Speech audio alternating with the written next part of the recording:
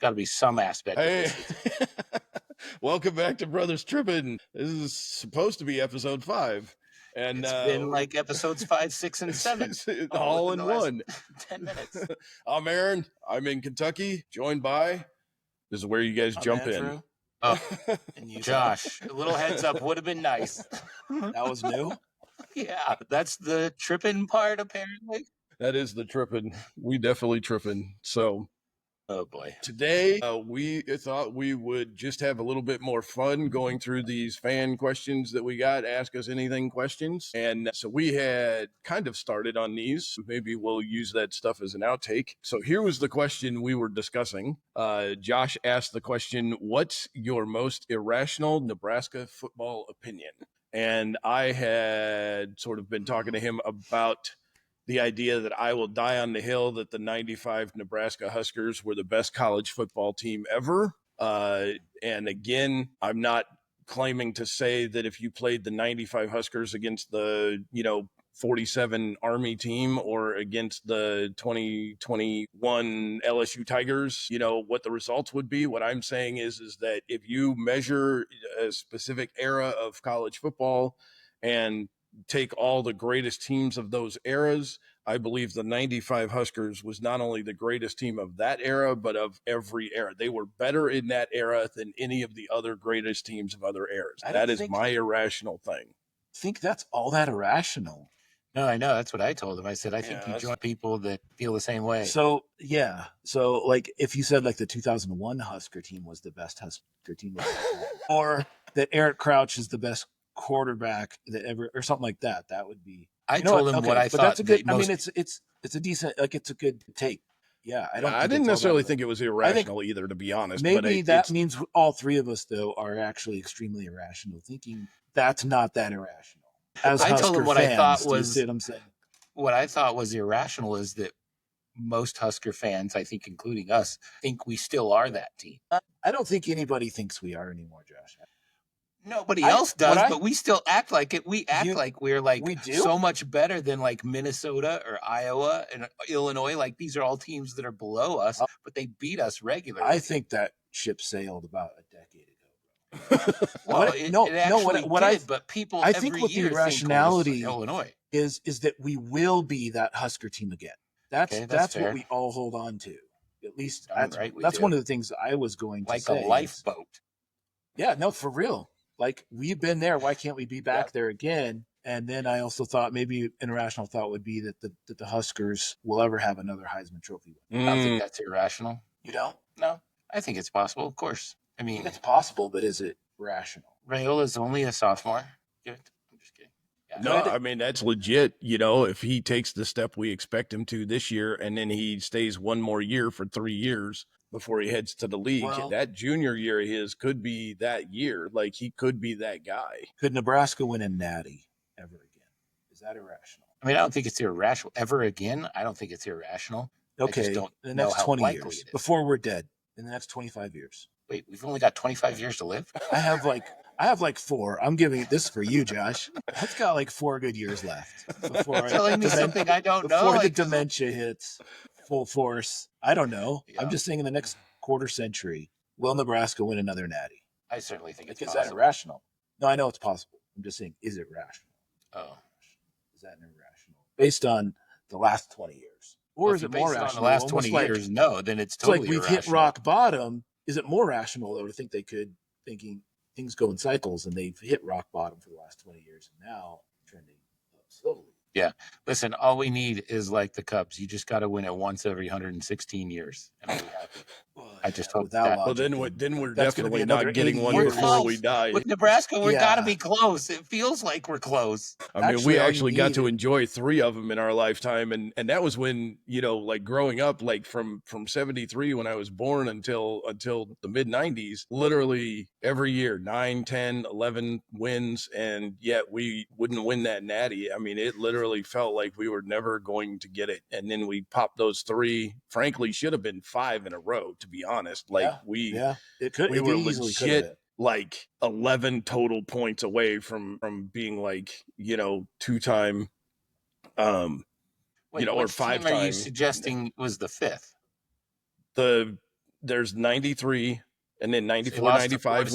Lost to Florida State, 95, 94, and then 96 when they had the upset to Texas after the early season loss. If they'd have beat Texas, they'd have played for the national championship. Which year was it? Which year was it that they lost to freaking Arizona State? That was 96. That's what I thought. They would have lost. They were in position. They had gotten back to where they would have played for the national championship, even with that loss. Freaking had they beat Texas. And that was the fake over the top. That was the fourth down play that Texas converted on them and ended up winning the game. Mother effers. Did they have Ricky Williams that year? Was that? Think that team was Ricky Williams. Yeah. I think he came later. Who cares? They can all rot in hell. I'm just kidding. You'd think I'd hate Texas more for the torture that they put us through while being in the Big 12. Who was that quarterback? It wasn't any of the ones we know. It was like Greg McElroy or some crazy crap. That was Alabama. No. Yeah. My bad. Wrong guy. Speaking of dementia. Hold on. Let's move on to a different topic, shall we? Let's do it. Before we humiliate ourselves a little worse here. All right. So I'm going to ask this one because I feel like I know the answer. It's James Brown, by the way. I'll ask. Who cares? Yeah. Lost to the annals of history. Right. That was awesome. All right. I feel like I know the answer to this question, but I'm going to ask it anyway. Who was the most annoying brother growing up? And I'm going to ask both of you. Dude, that's a loaded question. That is loaded. It was Josh. I ain't gonna lie. When you were younger, your constant jokey and nothing sarcasm. There was one time, I don't know, do you remember? Because there's one time, and I have carried guilt for this, for what I did, for how I reacted to you since this day. Now, don't get me wrong, it's not like I live every day like this, but when I think about it, I feel bad about what happened that day. There was a time where I was married to Nikki, and we were living in North Salt Lake, and something happened, and you did something, and I got pissed, and I yelled at you or whatever, and you and Dad came over to the house to talk to me. Came over to our apartment to talk to me after. I don't even remember what it was or what you did. I just remember I snapped and it was totally unfair and it was on you. And then Dad, of all people, was playing the peacemaker, with that incident. I don't know if you remember that. I don't. I remember you snapping at me for something, but it was at Mom and Dad's house that you snapped. It happened at Mom and Dad's house. Yeah. Then you guys came over to the apartment later. I don't remember that part. Yeah, but that's after growing up, I feel like. I felt like... Yeah, I mean, technically. When I saw this question, I thought, I was probably the most annoying brother because I was constantly pestering both of you to let me hang out with you and your friends. And I was the most annoying brother to Aaron because you were like, no, get away. And I was the most annoying to Andrew because you were like, fine, just come with us. And so it's the same answer, but same coin, both two different sides. I don't have any recollection of you hanging out with us, Josh. Dude, you took me when you guys would go tubing in the wintertime, you took me with Ryan Morgan and Paul and really? What's his name? Dave? No, there was who was the Dave golfer? Dave Cheney. Yeah. Wow. So there was one time I remember you guys were all hanging out at our house. We were all you guys were watching something in the living room, watching TV, and I didn't have a shirt on, and I was probably I don't know, 12 or 13, just sitting there probably eating I don't know, peanut butter and jelly sandwich, eating something. And Dave is the funniest thing, but it's so mean. He looks over at me and me with no shirt on, stuffing my face, and he goes, "Hey, nice rolls." Nice rolls. Talking about my belly. Yeah. My belly rolls. He goes, "Hey, nice rolls." And I was like, wouldn't put a shirt on. Oh, Dave said that's funny because it is the funniest thing. I look back on that and I just die laughing because it was so freaking funny. Dude, the things you remember, right? Growing up, it's just it's so random. I don't remember any of that, dude. I don't remember any of that. Dude, you might not even have been in the room. I don't remember. But I just don't remember you going tubing with us and Dave Cheney. Really? I was I don't even know how you knew Dave Cheney. That's funny. Well, you would come over to the house a fair amount. I guess that's a compliment, because I don't remember you as being annoying. Hey, thank heavens. I remembered all that, and was yeah, you bugged the crap out of us. Then I would have been sorry. Yeah. Well, I mean, there were a lot of times when you guys would go play basketball at the across the street at the church. I'm going to ask them if they remember you hanging out with us. You should. Ask them. Yeah. Yeah. I'd love to hear that. I'd be like, yeah, that kid, that brother of yours, man. Do you remember when you got this? Here's a like throwback to aging us. When you got the CD player for the first time on Christmas, and we were running over to the church to play basketball, and you brought it with. We had one CD or two CDs, and one of them was MC Hammer, and I don't remember what the other one was. But we're both running across the parking lot, and it was icy, and we didn't know, like it was black ice. We both slipped and fell, and the CD player, you owned it for like 3 hours, and he like goes clang down on the cement. I and do. We're like, we just broke this thing. And you're like, I do remember that. Don't tell mom and dad. But where was I? I think you already gone at this point. Okay. Yeah. Yeah, because I was like hilarious. Probably like 14, and Andrew's. I blame the people that were. How old are you now, Aaron? You 51? 52. 52. And Andrew's 50. Yep. Yeah. Sorry. Nebraska. You're 46. I turned 46 in like 2 weeks. That's right. Yeah. That's right. Wait, are we going to be at the reunion when you turn? No. We're all going to be driving home on my birthday. It's gonna be okay. We'll get to celebrate it Monday. You know what? I think in commemoration, you should throw the watermelon this year. I agree. Why me? It's your birthday present. It'll be your birthday.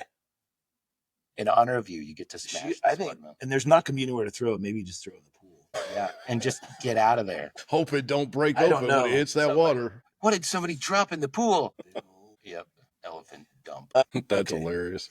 Next question. All right, Andrew, you got the questions in front of you, or do you want me to grab one? Whenever I'm afraid to click on anything else, I'm just going to be honest. Fair. I don't want to touch anything.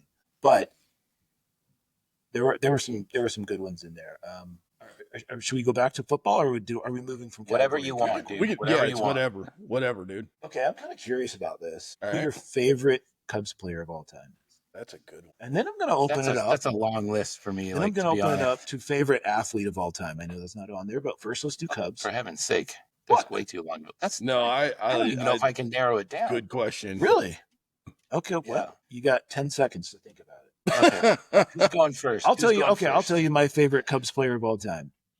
All right. And I know this is low hanging fruit, so it's not going to generate clicks. Carlton Fisk. Sorry. Frank Thomas. Hey, listen, Carlton is still my favorite baseball player of all time. I don't blame you. Is he still alive? He is, right? Yeah. Well, last I looked, anyway. Ryan Sandberg, would have to be number one, but 1A is probably Mark Grace. Really? Interesting. Yeah. All right. I guess that. That's interesting. Yeah, interesting. So, Aaron?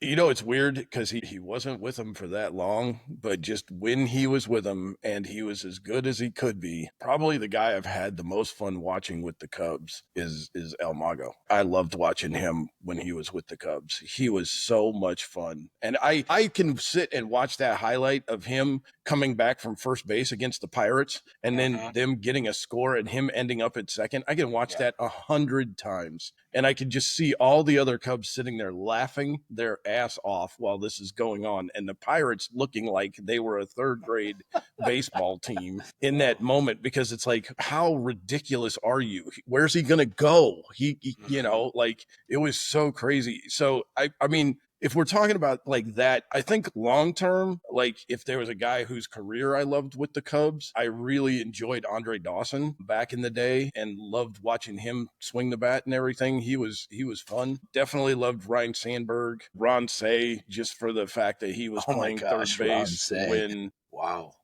when they played in that game that Andrew and I went to. That am I correct, Andrew, in thinking that Cubs game against the Dodgers where we only caught the first, like we were next to the stadium for the first 17 innings, but we weren't even in the stadium for all 17 of those because after the ninth, Grandma and Grandpa didn't want to miss the bus, so they took us out to the bus and we listened to the last 8 innings on the bus. Well, is that our first professional sports event that we ever went to? It's the first one I can remember. It's the first one I can remember too. There's a good chance it was the first one. But didn't that game continue on day 2? Yeah, it finished in 24 innings with a 1-0 win by the Dodgers. Oh, 1-0. For some reason, I remembered it was 2-1. Oh no, you're correct. It was 2-1. It was 2-1. I'm sorry. Okay. Yes. Okay. My bad. Yeah. Expensive. Yeah. Right. That was a flurry party. Yeah. That's what I remember as well. I do remember leaving. I don't know if it was right in the 9th inning, but it was. It was very close. Maybe it was. But I'm they were worried. I remember listening to it on the way home, and then just being really bummed out that we could not go to the second day.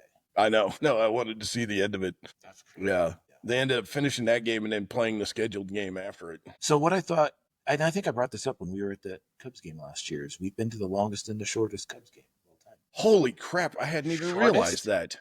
Last year. That game we were at was the shortest 9-inning game of the Cubs history. In Cubs history. Really?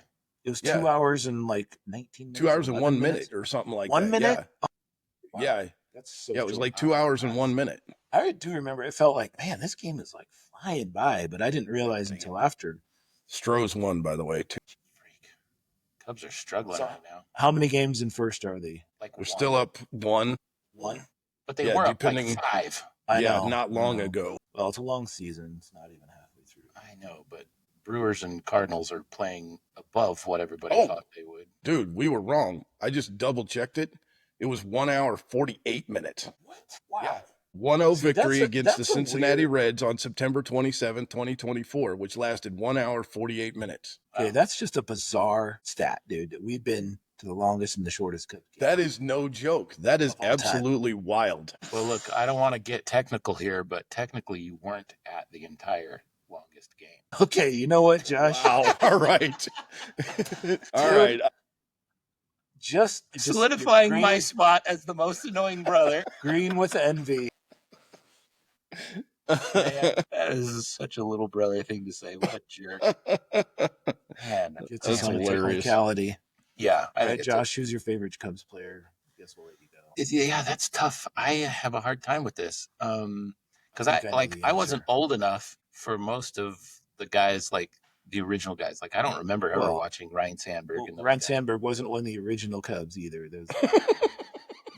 That was about 130 years ago. Fair. At least. All right, fine. So I don't know what you mean by that. Well, Aaron was there. With Ernie Banks. Wow, catching strays. I'm just sitting over here. I'm just kidding. I know. I would say, so I will tell you, there's a couple ways that I want to answer this. Like, I think part of it is there's the player, but also just the sort of like emotion to me. Like one of the things the reason why I love the Cubs so much is because it's all nostalgic based on happy memories at Grandma and Grandpa's house. Mm-hmm. And just being outside, playing around while they sat out. You know, it's crazy that Grandma would go out and sit in the open garage and just enjoy the summer evening over sitting inside in an air-conditioned house watching the game on TV. She preferred to listen to it on the radio. And that, I don't think I'll ever forget that kind of thing. And so like that kind of nostalgia is why I love the Cubs generally so much. That's like my favorite memory of the Cubs. I think as far as players go, I mean, I would have to agree it's either got to be El Mago or Anthony Rizzo. Actually, I don't throw it in third is Ben Zobrist. Some of that is because just what they meant for that World Series team. And I mean, El Mago was really a freaking magician that year. Some of the crap that he pulled off, I mean, that was like some of the first times you ever saw a guy sliding into base and do a swim move to avoid a tag. You know what I mean? Like you just you just didn't see it hardly ever before that. And he was doing it with like the amount of body control that requires is incredible. Anthony Rizzo, just because he was kind of a leader, but also both Rizzo and Zobrist like took actual time to stop where they were going and come back and sign autographs for my kids at spring training. And so like those are just the coolest memories. You know, the kids, while it's not like, you know, super high on their radar that happened, they still do remember it. And like it just is, it leaves them with good memories. You know, like it's something we still talk about to this day. And so those are probably two or three I would go with. That's awesome.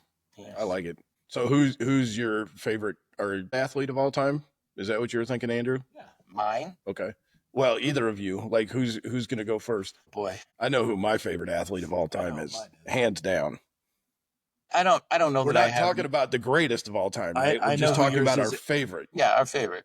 Let me try and guess yours, because I think I know who's yours. Yeah, I bet you know. I'm guessing I could come up with it too. Or his initials TR.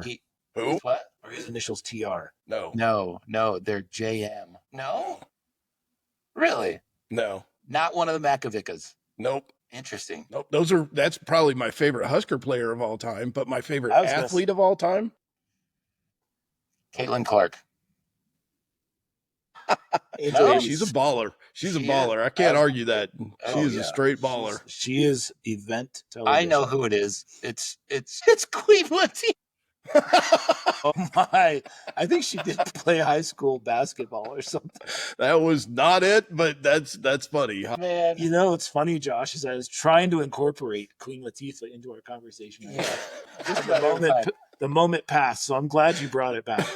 For all of our listeners at home, there's a running bit. This is not a joke, but whenever we have talked about potential celebrity crushes that we've had, Aaron always throws in Queen Latifah.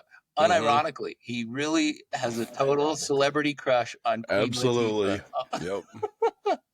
Not gonna lie. Anyway. It's mostly from that movie Bringing Down the House. Like that movie. Never saw it. Who could forget? Right. Aaron, so who is Husker quarter? Is it an ex-Husker quarterback? No. It's not a Husker player. Barry Sanders? Favorite athlete of all time. He's one of my favorite running backs. Barry Sanders is my number 2. Walter Payton. Walter Payton is my number 1. Payton and Sanders are my 1 and 2. I'm sorry, not 1 and 2, but they're 2 and 3. Dude, you can't copy me, bro. No, they're 2 and 3. I'm not copying. Okay, it's got to be Jim McMahon. Just kidding. Well, when you said JM, that was the first player that came to mind for no Jeff or Joel said JM. Oh yeah, Josh did. He said Joel McAvey. Yeah. No. Okay, well, my favorite. Aaron, hold on. Give us the position they play. I want to still guess. Ironically, he's a running back. It's where? The kid from Florida State? No, that's not his name. Where? The dude who raised all of his brothers and sisters. Oh no, I love that guy. Work done. He's nice, but he's not my favorite. No, he's not my favorite athlete of all time. No. Who the heck are we talking about here? Hold on, Roger Craig. Where did he play college ball? I'm just here so I won't get fined. Beast Mode is my absolute favorite athlete of all time. I love Marshawn Lynch. There is nothing about him that is not my one of favorite. One, man. He is absolutely one of one. And the dude, listen, I love the fact that he totally plays into the whole ghetto stereotype. Meanwhile, this is a dude who went to Cal, got good grades, and then when he got in the NFL, didn't spend a dime of his paychecks and simply lived off of his endorsements and is now running around loaded. And then when you get him into a serious conversation and he actually opens up, you see a whole different person. He does not give an F about anybody or anything in terms of have to do this or I have to act like that. And I love that about him. And then I love the fact that he is still to this day constantly back in his hometown in Oakland doing things for where he grew up. I mean, he's my favorite dude. He's my all-time favorite athlete. Yeah, I should have. The way you fawned over him at the Marshawn Lynch store in Las Vegas, I should have known. Yep, that's my dude. So who's your favorite athlete of all time, Andrew? It's Walter Payton, dude. Down. Barry Sanders is a close second because I was older when Barry Sanders played, so I have more clear memories of Barry Sanders. But it was really hard to watch. I mean, it was hard to get Lions games. Yeah, for sure, especially where we were living. So bad. Yeah. So a lot of it was, seeing highlights and stuff of him, but just Walter Payton, Dude, sweetness and that high knee, running. There was nobody like him. And like him. And if you're asking me who the best NFL running backs are, I'm not putting Marshawn at 1. Okay, let's not get crazy. He's just my favorite athlete. If you're talking greatest running backs of all time, or even greatest NFL players, I'm with you. Walter Payton, Barry Sanders. Those are the guys, man. Yeah, Ronnie Lott comes in number 3 for me. Ronnie Lott, yep. Jerry Rice. That's who my number 1 is. Jerry Rice. Yeah, absolutely. That's how I became a Niners fan. Jerry Rice is Taylor, Tom Rathman, Roger Craig. I was crushed when he went to the Raiders. That was my first taste of realizing that your favorite players didn't just stay at their teams the entire life. I was so young that the idea of a trade was wait, what? I mean, that team that he was on, Jonathan Taylor on offense, Roger Craig, Tom Rathman, you had Montana, you had Young, you had dude, so freaking good. Yeah. No, the Niners were ballers back then. I mean, that was where it was at. Dana Stubblefield What a stud. Ooh, there's a good pull. Holy smokes. Wow. Yeah. I had his rookie card. I had Jerry Rice's rookie card. I still got it somewhere around here, I think. Maybe it's a second-year card. I don't know. Is it in a sleeve or is it loose? No, it's in like one of the hard plastic, like you got to unscrew all four corners. Oh, wow. I don't know where it is, though. I wonder what that'd be worth. I don't know. Baseball cards aren't worth what they used to be. Was it Topps? I can't remember. Well, it was whatever was the green. I don't understand. Slash lines. Like the whole baseball card world is very different from when we were young. It is radically different. And now it's like there's these weird new things that come out that seem to be worth tons of money instead of like sometimes the older stuff. You know what I mean? It's weird. Like digital cards? Almost like no, they're like real cards. They come out now. They have things like a tiny little square of jersey that was actually worn or something. Like they take a dude's jersey and they cut it up into gajillion little pieces and then put them on like 100 different cards or something. And you know it's worth like more. Like it's an interesting world. Is that like dude. The Pokemon card phenomenon is taken over in baseball world. Josh, I found it. Found what? Not sure. Yeah, I found that rookie card. Let's see it. Hold it up, but also don't mess up your connection. Yeah, that's the one. Yeah. So there's another one. How much is it saying it's worth there? If it's graded as a 10, which is pristine, it says in 2021 it sold for $116,000. Oh, no, that's not. No. Oh, that's probably not what I've got. Well, it's graded probably a 9, not graded as a 10. So look up. If it's graded a 9, it drops 99% down to $2,000 or 98%. Seriously? Down to $2,000. Wow. Would take that. What? Well, yeah. What is the second year card? Can you find the second year card? Because I know I had that one at one point, but the one I'm thinking of is actually like him on Old Candlestick Park because it's like part dirt field and it's like an action shot, not just him standing there. What you don't know is that was actually year 13, and it's worth 50 cents. Yeah. Is it? Oh, the 1,000-yard club. Is that Let me see. one? That's not the one. You are not in front of me. No, that's not it. That's not it. No, maybe I don't have anything then. I mean, currently I have nothing. I don't know where it is. Yeah, Josh, I know exactly what you're talking about.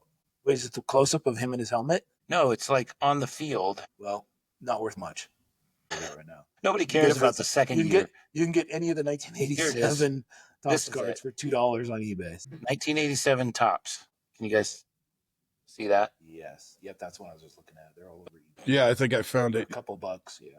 But sick. I got nothing. I remember when he got that letter back from the Niners. My rejection letter that they didn't want with his yeah. Apparently you can still do that. So I have this I can't remember what the website is, but I have a client that I work with. Dang, I'm gonna try and ask him. He's done it this guy's so funny. He is a huge like Comic-Con like follower, I guess, and he loves a lot of the like old like the Power Rangers characters and stuff like that, and that's who he's always trying to get to sign stuff.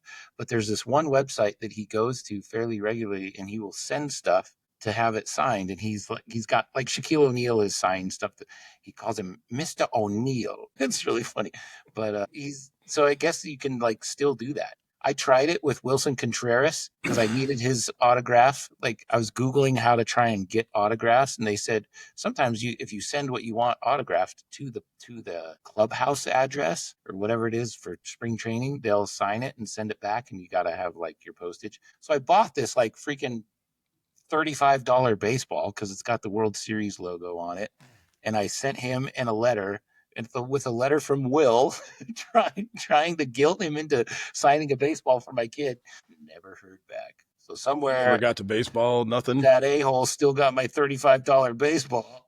Freaking jerk. That's the clubhouse attendant opening it up for the player, and then he saw the ball, and he's like, "Hey, will you sign this?" And then kept it for himself, so it's sitting at his house. He's got like eBay. Thousands of them, so he's selling them on eBay. Selling them on eBay. All these chumps. All right, Josh, did you give us yours? Yeah, Jerry. Oh, yeah, it's Jerry Rice. All right, so I'm going to go with this. This question to me fascinates me. It kind of goes back a little bit to the Cubs here, but also includes football.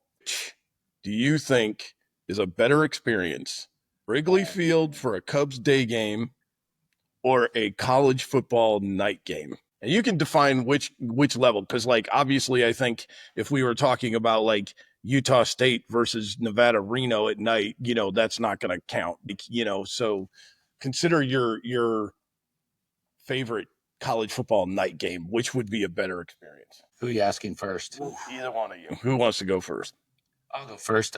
Right. To me, like, it's not much of a question. Like, I love the Cubs, but like, I lose sleep over Nebraska football when they play bad. Like, and for me, it would be a Nebraska football game. If I can somehow tie them in both into a weekend, like we've done before on our trips, then that's just like the perfect setup. Right. But yeah, if I had to choose between one, I'd pick a Nebraska football game. Cool. What about you, Andrew? And like, if I could have been at that game where you guys went and they did the thunderstruck between the third and fourth quarter for the first time against Michigan at night, that would have been freaking sick. And it was so crazy how we found that little hole in the wall. I mean, they were 10 feet from us during practice, during warm-ups. Yeah. Freaking Aiden Hutchinson was literally like, he could have given us 5. Well, we were looking at all those linemen and then looking at Nebraska's linemen. Right. And we were like, these are grown men in Michigan uniforms. No, like scary big. And Aiden Hutchinson wasn't nearly the biggest one. No, but he was probably he was the best athlete. But yes. But we're looking around at 3 or 4 others going, oh my word. And Nebraska could have beat him. Yeah. Nebraska should have beat them, frankly. Nebraska should have beat them like the last 3 years. I couldn't agree. Well, no, not the one. Quarter. Not the one, not Rule's first year. They took us behind the woodshed and just pounded the crap demolition. out of Okay, I don't remember that one very well. I blocked it out of my memory. But the one we went to, blocked out. Yeah, the game we went to last year, was it last year? No, we went to Purdue last year. No, I know, but I mean the Iowa game. Like, I swear it's been like either 2 of the last 3 or 3 of the last 4, where it was like we found a way to lose at the end. Yes. Well, no, because Purdue we won. And I'm talking about Purdue. I'm talking about Iowa. Well, how did we jump to Iowa from Michigan? Yeah, we were talking about Michigan. Oh, stupid me. I was who's the guy from Iowa that I get Hutchinson and whoever the guy from Iowa was that was so freaking good on the D line. Never mind. This conversation sucks. Aaron, you're gonna have to edit the last 5 minutes. Dude, I keep mixing that guy up with Iowa from being from Iowa. So that's why I was like talking about it. Fine, forget it. Mm-hmm. We did go to an Iowa game that they snatched defeat from the jaws of victory. Like that was I think our last game in Lincoln. Yeah, I think it was. Yeah. So our last game in Lincoln was that Iowa game where they were up by like almost 20 points in the fourth quarter and then ended up losing. Or they were up at least 2 touchdowns. I'm looking it up real quick here. Who was the quarterback that year? It wasn't Harvard. It didn't matter. Iowa's quarterbacks blew chunks that year, and they have for the last quarterbacks blow chunks every year. Last year we lost 10-13. What the F? Yes. Yeah. So, and in the year we went, they lost because we shat the bed after. Is that okay to say? That's not a real swear word. Yeah, because of the as soon as we botched that punt. Was it Stanzi? Was it Ricky Stanzi? Was he the quarterback that year? I don't know. But everybody... No, because it was like I think Stanzi had been the quarterback all year, and then he got hurt. It was actually a backup quarterback that beat us in the fourth quarter. It was a backup, yes. It was a backup quarterback who beat us in the fourth quarter. It was 10-13 the last 2 years. Yeah, didn't realize that. Yeah, but the talk about a kick in the nards. Yes. Then in 22 we won 24-17. Aaron, I'm gonna go with a football game. Because the vibe, energy, it's just such it's night and day, right? Mm-hmm. I mean, literally, it's literally night and day, yes. But even a night baseball game, yes, they're super fun to be to. Just different vibe, different sport. There's nothing like Wrigley for sure, but just the energy, and I think has a lot to do with the fact there's only 16 games in an entire season, 17, right? Whatever, 12 games college, but an entire season, and so. It's that supply and demand. It's like there's only very few of those types of games you get to watch every year, and I think that just completely adds to the whole energy and excitement, anticipation of it. Absolutely. Yeah, I agree with you guys. Like, I think the only thing I haven't ever done is catch a like playoff baseball night game or something. Yeah, like that might be the only thing that could compare, if you ask me. But even then, like I think about like You're talking about playoff baseball at night being equal to a regular season night game in college football because of the intensity. And so to me, like you're still talking, like if you're going to talk about like a playoff game, in college football or something at night, like you're talking about, even more intensity. So like, I agree with you guys that it would definitely be. And again, I do love Wrigley Field. I think the way I kind of feel about Wrigley Field, though, is more like Josh's, like he was mentioning earlier about the nostalgia of it all. To me, being at Wrigley is about nostalgia. And the only place I haven't been to see a game that I could imagine being the same would be Boston. Like to get the nostalgia out of being in Boston at Fenway for a baseball game. I don't think there's another baseball park in Major League Baseball that has the feeling that those two fields, Wrigley and Fenway, would have. I just don't think they exist.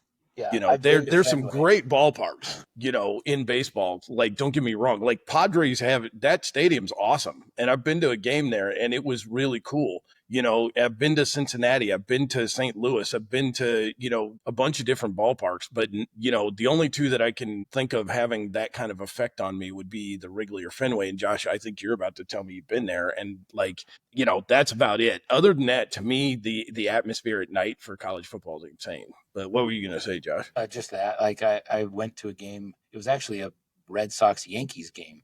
Oh, wow. And it was when Emma was just a baby, but it was so hot and humid and miserable in that stadium. Like that we didn't stay that long. Emma was freaking out the entire time and it was so packed with people, but I still felt like just the baseball, I don't know what the word is, the baseball history, lore of it all. Yeah, it was pretty incredible, but I'd still pick Wrigley. We're Cubs fans, you know what I mean? Right, We're not like, I have no connection to Boston whatsoever.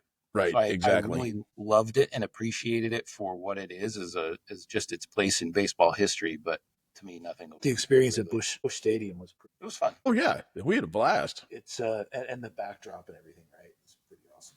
With the arch. Yeah. Just don't venture into the city at all. There's nothing else. Yeah, don't go a block in either direction from the stadium. Stay right there in your safety. Whole lot of downtown empty buildings. That was pretty crazy. Yeah. Okay. That's unfortunate. Who's got the next question? Is it my time to ask? I think sure. Yeah. Okay. So here's one that I think would be really fun. And this came from, let's see, one of our favorite listeners in Tennessee. Just kidding. Jim in Tennessee. Do we have viewers in Tennessee? Jim Bob in Tennessee. Mark Wayne. Just kidding. All right. So they ask, who would play each of us in the Brothers Trippin movie? Nice. All right. So here's the thing. We have to name who we think for somebody else. Yes. Jack Black would play Josh. Dude, I would take that as a compliment. I thought you were going to say I thought you were going to say like Zach Galifianakis or something. Oh, well, now that you mention him, Ken Chung. Gosh, just kidding. Aaron would obviously be played by Queen Latifah. Well, his love interest would be. My God, man, that is good stuff right there. It's pure comedic gold. Can we find a way to incorporate Queen Latifah into every episode? We will have to. That's going to be your guys' goal from here on out, to incorporate Queen Latifah into every episode. Man, that was a good one. That's funny. Who's going to play Andrew? Aaron? Mark Wahlberg. What? Okay, I'll take it. That's serious. We're done. Episode over. Listen, fine. Mark Wahlberg to me plays a character a lot of times who is a very kind of understated kind of, like even when he's being quote unquote like loud or whatever in the movies, he's very under control and everything. And Andrew is always under control. Like he does not rant. He does not get crazy. Like he thinks about everything. Like I totally think of Wahlberg in like Spencer Confidential, and that's Andrew. That's great. Never saw it. Just saying. And Andrew does have great abs. The best. Only the tightest. Following immediately after a stint as a rapper in the 90s. So now here's the next question. Wow. Since we've discovered that it's going to be Jack Black, Queen Latifah, and Mark Wahlberg playing the three of us in the movie. Love it. Who would we pick to play ourselves now? Hijinks ensue. Wahlberg. Oh man. You know what? I'd ask Common to play me. Who? Nice. Common. I like it. Common. I like it, dude. Hurry and look him up on your phone. Yes, you gotta look him up. Is it just spelled COMM the common way? Yes. Yes. He is very underrated as an actor. Yep. And I agree. He's funny, and he's a great rapper. Anyway, Aaron, who would you pick to play you? What is this guy in? He's been in a bunch of different stuff. He's been in a lot of stuff. Was he the cop in Date Night with Steve Carell and Tina Fey? And he's from Chicago. Yeah. Yeah, I think that was common, wasn't it? I mean, it was common for a lot of people back then. Date Night? No way. Was he really?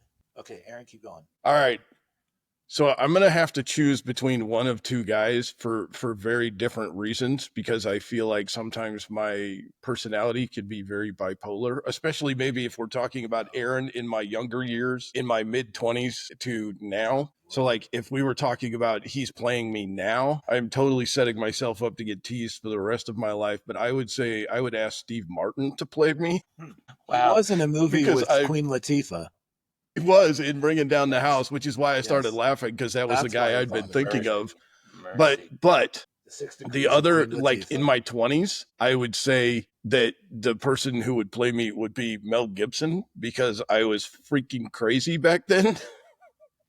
And he's crazy all the time. So we're going to cancel you, just like Mel Gibson was canceled. Well, you know, whatever's got to be done. Josh, you know who else I thought could play you, Josh? Steve Carell.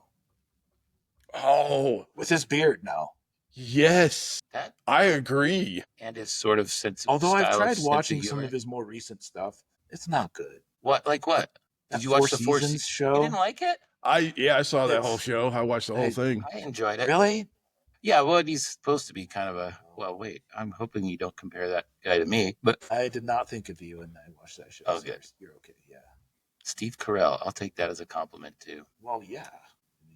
I mean, that means you could have, you know, been in the movie for him, the one that everybody teases almost you about. interchangeable. Yes, that's what I'm saying. Yeah, there might have been a time when he had some roles that somebody could have made fun of him for when he was a child. Hey, Steve, nice roles. Aaron, you know what? Aaron, you know who else could play you was the guy guy in Office Space or The Office. Jeez. Oh, the accountant, the dude with the big head. Wingman. Yeah, his wingman. Yes. No, the accountant. I thought Rajnikanda was a boy's name.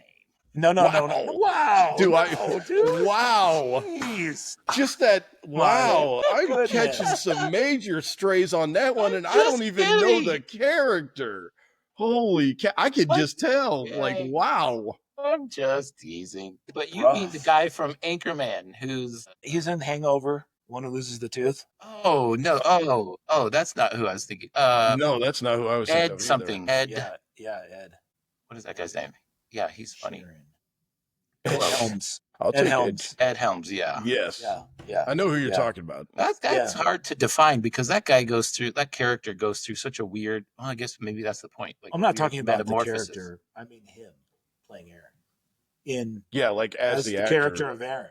Yeah, he could play me. Yeah. Okay. Yeah. Sure. Not his a little bit of rage, a little bit of humor. I think he's pretty funny, especially when his character's super unpredictable. It'd be way more fun. It'd be way more fun if I could say Tom Hanks, but you know that would be fun. I did have a kid. I think I've told you guys this story before. But go ahead. Yes, I had a kid. I was riding my bike one day back in Utah. I think I was home on leave or something like that. I don't remember. I don't know why I was riding a bike. I don't remember any of that. I just remember pulling up to this corner, and there was a kid there, probably 9-10 years old. He looks at me and asked me if I was Forrest Gump. Now, I could have looked at that one of two ways, but I hadn't said anything. So I'm going to take it as he thought I looked like Tom Hanks, and I will ride that until I'm dead. Better. I would do that too. Oscar-winning Tom Hanks. Yes, I exactly. Oscar-winning Tom Hanks. I'll take it. Yeah, that is good. All right, Andrew. Next question. Let's do the. I don't want to. Hold. Aaron, you go ahead. I'll grab the next one. Okay. All right. Here's one. Since I'm going to admit I have kind of a hard time with this, just because I don't think I have one that does this. But what food would instantly trigger a childhood memory for you guys? Oh, yeah, this is easy. Go for it then. Hot dogs and macaroni and cheese. I think I ate that for probably 7 years straight. Yes. When I got home from school. Yes. Cut the hot dog down the middle. Some variety. You put both sides on the pan. You burn it. I mean, you burn it. We didn't put anything on the pan. Nothing. Sear. Whip up some mac and cheese. Throw the cut up hot dogs in the mac and cheese. The other one was or ground beef.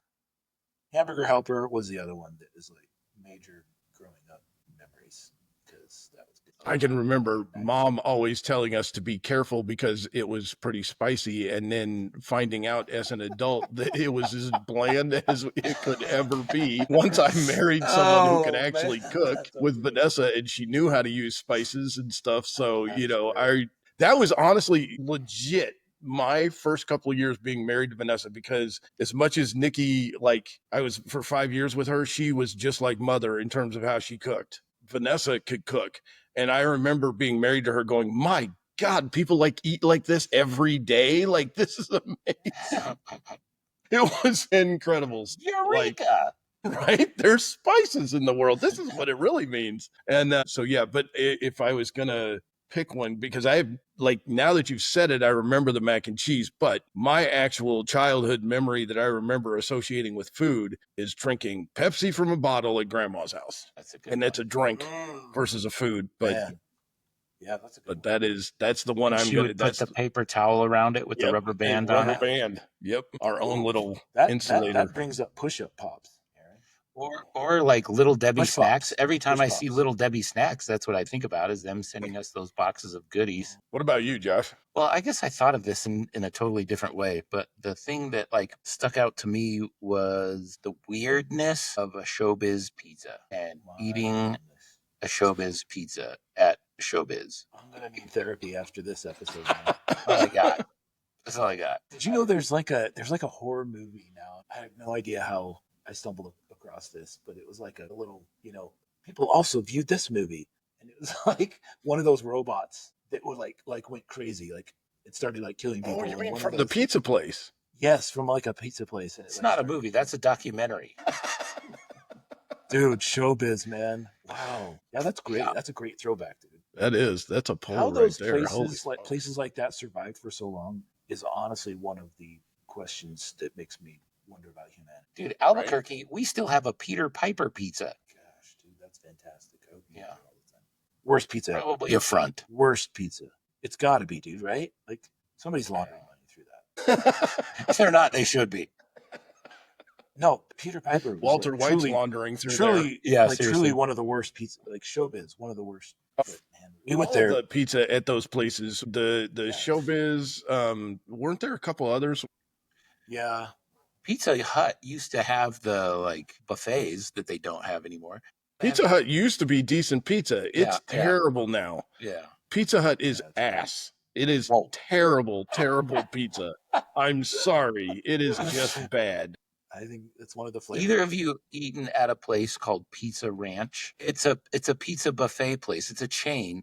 They opened one in Casper right before we left Casper, and they actually have one in Pueblo, Colorado. And I discovered this when I was taking the kids up to Colorado Springs. Dude, that place, like, I hate myself for liking it as much as I do. It is so good, and it is so bad for you.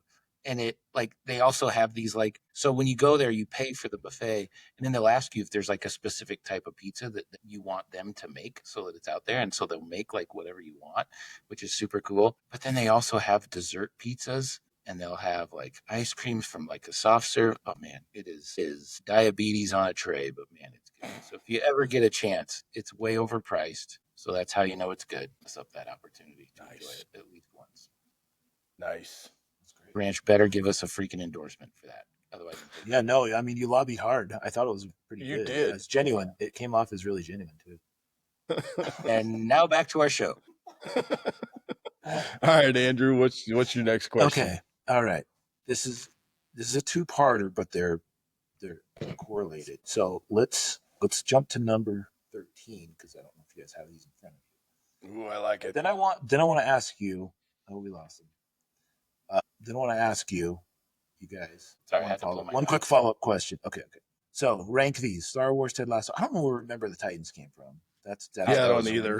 That's weird. That's a rando reference. Because it's a football movie. Probably. Probably. Yeah. At least it was a decent football movie. Well, I'm just like, there's. Okay. So maybe the question itself isn't ordered the best, and Andor's in there as well, which is part of Star Wars, ironically. But what is so? I don't know. You guys rank those, and then I'll ask you. Okay. A yes or no question. This is awkward, but really struggling to get Ted this one out here. Lasso the best sports show ever? So I'm gonna rank those: Ted Lasso 1, Remember the Titans 2, Andor 3, and Star Wars 4. Oh my gosh. Hold on. Let's clarify something here because that feels like a gut punch of epic proportions. What Star Wars are we talking about here? Let's specify. Are we talking about episode 4? I would think you've got to do like 4 through 6. Like all 3 together? The original trilogy without the weird additions in the remake. So here's the thing, and you guys are gonna just tear me a new one for this, but most likely. No, here's the thing. I'm prepared to tear. I'm sure. Here's the thing. I'm just kidding. When I think about Star Wars and I think about the world that Star Wars is supposed to be, and don't get me wrong, I get it. It was cutting edge in 73 or 77 or whatever when it came out. I get that. Okay. I totally understand what Star Wars was within its own thing. But when I think about Star Wars as a universe that I'm supposed to believe in, then I actually imagine a world that looks more like episodes 1, 2, and 3, where they had, like, if you had a battle going on, there were thousands of ships flying around. There were huge, big ships engaging with each other. There was, like, that opening scene in episode 3 is kind of what I imagine. I imagine the technology being over the top like that, you know, and Coruscant looking like it did and everything else. That's what I imagine. And even as a kid, watching Star Wars and loving Star Wars as much as I did, it bugged me that they attacked the Death Star with like 9 ships. You know, they had 6 X-Wings and 3 Y-Wings, and you're taking on the entire Imperial fleet, which they would show scenes of, and there's like 30 TIE fighters coming at them. This has been Aaron's hang up with Star Wars. It has been. And so, like, I love Star Wars, but I'm like, I would love to see it so remade. So that you'll put Remember the Titans. You know, I don't know. That's just, I mean, I guess if we're going to take all 3, then I would have to like reorder them. And I would say Ted Lasso, Star Wars 4, 5, and 6. If I'm being legit, I'm not doing that just because you guys are giving me garbage. I legit would do that. And then I would, you know, do Remember the Titans and then Andor. I actually love Remember the Titans. It's one of my favorite sports movies of all time. We used to show it to the players every year, you know, in our preseason stuff and everything. But, you know, and then to officially, you know, tell you, like, for Ted Lasso, to me, it's not just the greatest sports show, it's the greatest TV show that's ever been made. That's just my opinion. I absolutely think that Ted Lasso is the pinnacle of TV at this point in time. There's plenty of other stuff that's very, very good and very, very close to it, but Ted Lasso for me is top. So that's my Homer response to all that. That's good. Wow, what? Going to be a lot of controversy following this episode based on that answer. I can just see the viewer comments and the debate that is going to rage in our comment section over. Almost see them now. These hot takes. Almost. All right, Josh. Oh boy. I mean, I can't go against Star Wars. So it's Star Wars. I don't know what else to say. But then it would be Ted Lasso. Then it would be Andor. Then it would probably be a whole bunch of other stuff. And then it would be Remember the Titans. I'm just kidding. I like to Remember the Titans. I just don't know how it made it into this list. ChatGPT and I'll give you that. Like, totally. Like, if we're just working off of this list, I totally agree. It seems like an odd addition. Yeah. But yeah, Ted Lasso for me is like, it's like replace The Office as my like go-to when I'm just needing something like lighthearted and funny, but also like feel good and stuff like that. So I'll watch Ted Lasso as like a filler now, like if I just need to kill some time or something, I don't know, something like that. And so I've watched it several times. There have been things about it, like the more times I've seen it, the more I'm like, nah, that part's kind of dumb, or nah, that part's kind of weird. You could certainly do that same thing with Star Wars, where almost every movie is the exact same, ultimately the exact same like journey or struggle. It's kind of funny, but Yes, we have to blow up something big that's going to destroy all of, the galaxy, which is the galaxy. impossibly huge that you could ever do that. Anyway, so what about you, Andrew? How many Death Stars would it take to blow up like every planet? A lot. That would take a long time. Long time. I mean, and the Death Star couldn't go light speed, so yeah, that would definitely take a long time. Then probably be easier. That does bring up a quandary from Rogue One. From Rogue One, when all of a sudden the Death Star appeared out of nowhere. It took time to get there, right? Didn't it? No, about 4 seconds. Mm-mm. Yeah, it just showed up. I mean, in movie time, we got to hurry this up. They explained it. They never explained it. It was almost like they just got glossed over. Yeah. All of a sudden, wait, the Death Star's there? It's like, what? Because that was the whole struggle in Episode 4, was that like it was taking time for it to get within the right range, right? Well, that was just to rotate. Yeah, I think that was just to get around to be able to. No, it was doing. It was trying to. It was. Yes. I never understood that. I don't think I ever put that together. That well, it was if you just watch turning. the computer screen, how was this thing going to turn in space? 1974 graphics, like watching Pong. Well, how it was just like rotating, and then you see like do. I thought it was timer. I thought that was supposed to be that it was like getting within range, like going around another planet or something. Well, no, I think it was. What's it called when we have to go around the moon? It's in freaking space. We got to get around this moon before we can. What? And there's like 8,000 other planets still in the way after that. Like Alderon's hiding behind a moon in space. Okay, it's a worthy debate. It was what it was doing is in Episode 4 was going around in orbit to a point where it was going to have a clear shot at the rebel base. Yeah, but it wasn't on the far side of the planet. It was coming around the planet to be able to shoot directly at the rebel base. So it was in orbit. It even says it in the show. It says it. They say it when they're showing that graphic on the screen. The planet where it's like the planet that was in the way is what was moving, not the Death Star. No, I thought it was the Death Star orbiting around. It's the Death Star orbiting around orbit. What would the Death Star be orbiting? The planet that it was going to shoot at. It's orbiting. What was it, Yavin? Was it Yavin? Orbiting around.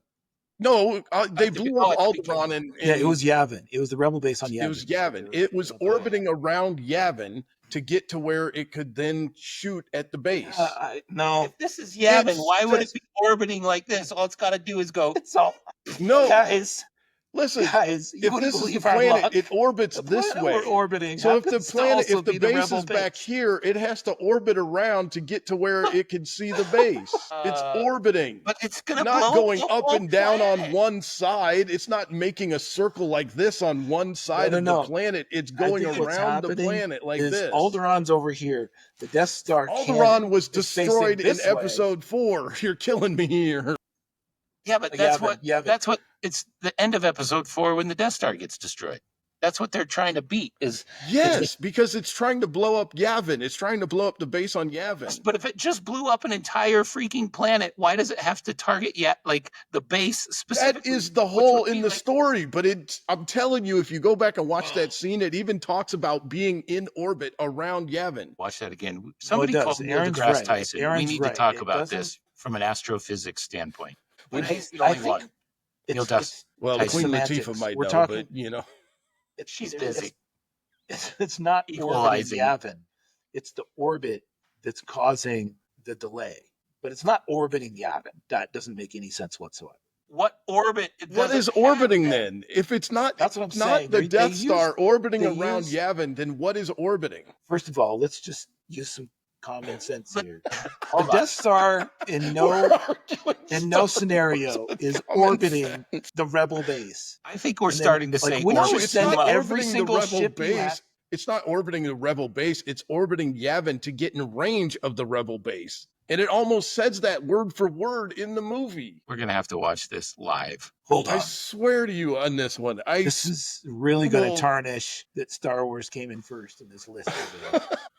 Man. It is orbiting Yavin in order to get in range of the rebel base. Okay, but there's something about range of the rebel base in the verbiage there. Yeah, exactly, and it's orbiting Yavin. The way I took it is that the Death Star is turning, orbiting. No, the Death Star is turning, and the cannon it's losing all meaning. Has to get to Yavin That's not orbiting then. Phew. That you wouldn't use the word orbit at all in that case. Yes, and I wish we would stop now because it sounds like Ted Lasso when Do he's you like, have plan, semantic satiation plan, going on? plan. Yes. Plan. Oh dear, it's Plan. happening again. Orbiting. How do you spell orbiting? Orbuding. Orbiting. This has gone completely off the rails. We are a grease fire inside of a Wrote the dumpster script for that movie on the railroad tracks. Well, all right, we all have to watch this because this is going to be covered in the next episode, and we are going to verify this. But you also have to watch that scene from Rogue One because that does not make sense. At what point could the Death Star just all of a sudden freaking jump into hyperspeed and whatever, and all of a sudden show up on the other side of the galaxy? Yeah. When was that ever established? They just made it happen. They just wrote it in there. Freaking Kathleen Kennedy and her crap. I don't know if it was her or not. That kind of messes up Rogue One for me, which was my favorite movie. Well, that's what we're here for. I think we need to get on Reddit and figure this out before the next. We need some internet sleuthing. Yes, also, we do. Going back quickly to Ted Lasso, is Roy Kent the best character on Ted Lasso? He's my favorite. Great question. He is my favorite. Definitely like one of the top 3 favorite TV characters ever. I do love Roy Kent. And I'd have to put there's some others in other shows, but he's definitely one. Definitely. I would agree with that. Good take. I think my favorite character, if I'm being honest, is Beard. Coach Beard is my favorite. I legit want to dress up as Coach Beard for Halloween. And I want to do the episode where he ends up in them crazy ass pants and has the knight. That's the Coach Beard I want to dress up as for Halloween at some point. Nobody would get it, but it would be funny. Well, he has a Wrexham. Richmond. Not Wrexham, Richmond. Not Wrexham. I almost said Wrexham, but it's Richmond. He does have a Richmond shirt on. So we are running way over time here, boys. I'm going to have to get running. Nope. I was just going to say we are about there. That was fun, guys. I kind of enjoyed that. Yeah. Need to work in your commercial here for Helmet Nation. Yeah, I didn't bring a readout thing, but if you guys want helmets from Helmet Nation, we got them. And like I told Josh last time, in about a month and a half, we'll have about 2,000 new products on the site. So we're going to have a whole bunch of stuff, and it'll be exciting, and we'll have more of that coming out on social media and stuff. We'll probably actually start putting some of the new some of the new products to go live during the month of July. So just pay attention to Helmet Nation socials, Instagram, wherever you find us, and things like that. And then the next podcast will actually be the 3 of us together at the family reunion. So pretty excited about that. Good to know. Bring your microphones. Yeah, bring your microphone and headphones and your laptop. Okay. Can I just throw in this separately back to the Helmet Nation issue? Yes. If we can find any alternative, which would be amazing if Helmet Nation was this, any alternative to Fanatics, that would be fantastic because Fanatics blows chunks from a shipping standpoint. Couldn't agree more. It takes like 3 weeks for you to get anything, and returns and all that other crap. Total nightmare. So, listen, Fanatics bought everybody. They literally bought everything. There used to be a brand called Majestic that did good work. They're gone. They have literally tried to buy everything. Do they own Rally House? Yeah. Seriously? From Rally House. That's disappointing. I thought Rally House was finally. He said, "Do they?" Oh, do they? I don't think so. And Rally House, there's a couple of them local here that I really like. They have a lot of good, variety and different looks cool and stuff. But anyway, I bought 2 hats. I don't know. I'd have to look that up to see if they are. I don't think they are. But hey, what's up with the lack of Husker creative headgear hats? What, bro? I don't even know, man. Is it so bad? Painful. There's a dearth of Husker painful for hats. Yes. Hats. Agreed. They're so unoriginal. It's the block. They're so boring. And that's it. And the color schemes. It's the same. Black, red, or white. It is shoot me. What is the deal? It's bad. It is bad right now. Isn't that Adidas or is that not? It could be others. I mean, Adidas is their main, that's who they agree with, but they can make deals with other people to sell their stuff. And they do. 47, the 47 brand has them, but their options suck. You know, there's other companies, they, you know, what is that one, Top of the World? That's another hat company. Their stuff's gone downhill. Like, it's bad right now, if you ask me. I agree. It is painful. Very unimaginative. So, yes. No imagination whatsoever. There's your $1 million idea. Fill it in. Right. Fill in the need. All right, gentlemen. See you in 2 weeks. Bye, guys. That was fun. That was fun. Glad we got you the whole time there, Andrew. That's awesome. Yep. I made Remind the viewers to click like and to subscribe. Definitely like, subscribe, and if you want to actually send us some questions like these fans did, you know, send them in to us anytime. We'll address them. So most of these were by a guy named Chester Garth Paul Thompson. Wow. That was the worst made-up name ever. That was pretty good. All right, you guys have a good one. All right, later, gentlemen. See ya.